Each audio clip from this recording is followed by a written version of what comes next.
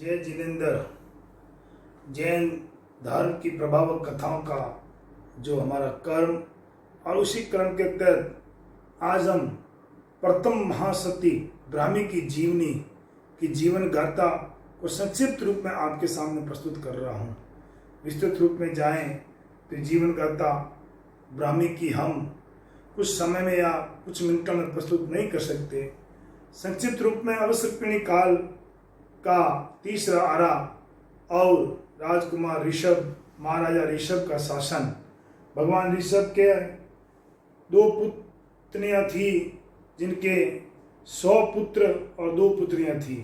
भगवान ऋषभ की प्रथम पुत्री ब्राह्मी और दूसरी पुत्री सुंदरी थी। चूंकि भगवान ऋषभ ने तो अपना राजपाट छोड़कर दीक्षा ग्रहण कर ली और दीक्षा ग्रहण करने के बाद हजारों वर्ष की साधना, हजारों वर्ष की तपस्या करते करते उन्हें केवलीय ज्ञान की प्राप्ति हुई। भगवान ऋषभ के पुत्र सम्राट भरत अपने राज दरबार में विराजमान थे। अपने सहवर्ती राजाओं के साथ वो चिंतन कर रहे थे। उसी समय उनका दूत उनके समक्ष प्रस्तुत हुआ और उसने कहा, महाराज एक बहुत बड़ी खुशखबरी है। महाराज ने कहा, क्या? कि आपको पुत्र रत्न की प्राप्ति हुई है। इतने में ही दूसरा दूत प्रस्तुत हुआ। उसने कहा, महाराज एक खुशखबरी है कि हमारे अयोध्यशाला में चक्र रत्न की प्रकटीकरण हुआ है, चक्र प्रकट हुआ है। इतने में तीसरा दूत प्रस्तुत हुआ कि महाराज भगवान ऋषभ को केवल ज्ञान प्राप्त हो गया है। तीनों खुशियां एक साथ सम्राट भरत ने जब सुनी और वो राज सिंहासन से उठे और उठकर गाजे बाजे के साथ राज सवारी के साथ भगवान ऋषभ के दरबार की ओर प्रस्थान किया। बंधुओं, पूरी राज सवारी भगवान ऋषभ के दर्शन के लिए जा रही हैं। साथ में भगवान ऋषभ की माता मरुदेवा जो हाथी गज सवार होकर चल रही हैं। मरुदेवा के मन में अनंत सवालों, अनंत जिज्ञासाओं से भरी हुई वो आगे बढ़ रही हैं। अपने पुत्र के केवल ज्ञान पर वो फूली नहीं समा रही हैं और अपने आप में अनेक प्रकार के माँ का जो स्वाभिमान होता है, उन स्वाभिमानों में माँ एक पुत्र की इतनी बड़ी उपलब्धि, जो माँ को खुशी होती है, उस खुशी के साथ वो आगे बढ़ रही है। बढ़ते बढ़ते एकदम माता मरुदेवा के जय जयकार होते हैं।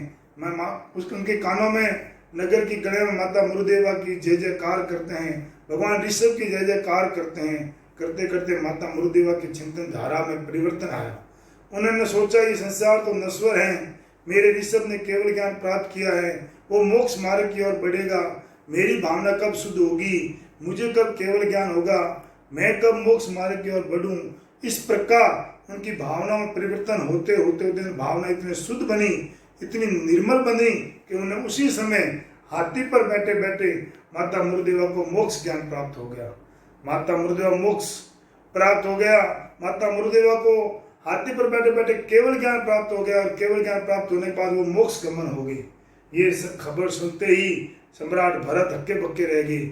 सम्राट भरत को बहुत बड़ा अफसोस हुआ कि उनकी दादी अचानक उन्हें छोड़कर चली गई, लेकिन उन्हें खुशी थी कि दादी को केवल ज्ञान प्राप्त होकर वो भटकती, जन्म जन्म भटकते हुए आत्मा उनकी मुक्त हो गई है। इस प्रकार बंधुओं, जब महासती, जब राजकुमारी ब्राह्मी ने दादी का इस प्रकार से निर्वाण देखा तो उन्हें भी लगा कि संसार नश्वर है, जन्म और मरण किसी के हाथ में नहीं है, जो आता है वो जाता है। लेकिन कब इस जन्म के भटकन में कब हमें मुक्ति मिलेगी, भवों से हम कब तरेंगे। और ये सोचते हुए माँ सती राजकुमारी ब्राह्मी के मन में वैराग्य की भावना उत्पन्न हुई और उन्होंने अपने दीक्षा की इच्छा प्रकट की। जब अपने भाई बाहुबली के समक्ष प्रस्तुत होकर उसने कहा कि भैया मुझे अब दीक्षा लेनी है, मुझे ये संसार भ्रमण से मुक्त होना है और मुझे भगवान ऋषभ के चरणों में दीक्षा लेनी है। तब भाई बाहुबली ने समझाया, कभी तो दादी माँ का शोक हुआ है, अभी दादी माँ गुजरे हैं और उस शोक से तुम उभरे नहीं है और तुम दूसरा झटका दे रही हो। तब माँ राजकुमारी ब्राह्मी ने बहुत ही सुंदर ढंग से, बहुत ही अच्छे ढंग से अपने भाई को समझाया, बाहुबली को समझाया। बाहुबली ने जब राजकुमारी ब्राह्मी की इच्छा प्रबल देखी कि नहीं, इसका वैराग्य प्रबल है, इसकी वैराग्य की कोई परीक्षा की अपेक्षा नहीं है, तब बाहुबली ने राजकुमारी ब्राह्मी को दीक्षा की आज्ञा दे दी। राजकुमारी ब्राह्मी ने जब अपने भाई से दीक्षा की आज्ञा प्राप्त कर भगवान ऋषभ के पास दीक्षा ली, और भगवान ऋषभ के पास दीक्षा लेकर लंबी तपस्या, लंबी साधना की, और इस अवसरपिणी काल की प्रथम श्रमणी, प्रथम साध्वी बनने का उन्होंने गौरव प्राप्त हुआ।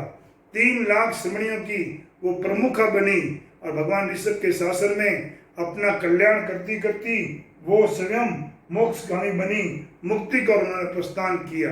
बंधुओं, ये था मां सती ब्राह्मी का जीवन। तो छोटी सी घटना, माता मरुदेवा का देवलोक गमन देखकर उनके हृदय में एकदम सा परिवर्तन आता है, और वो दीक्षा लेती हैं। दीक्षा लेने के बाद भवों के क्रम से मुक्ति मिलती है। हमें भी ये चिंतन करना चाहिए कि कितने भवों से भटक रहे हैं और कितने भवों से भटकते जाएंगे। हमें अपने इस मनुष्य जीवन का श्रृंगार करना चाहिए और अपने मनुष्य जीवन का कल्याण करना चाहिए। इन्हीं भावों के साथ ओम आराम, जय जिनेन्द्र।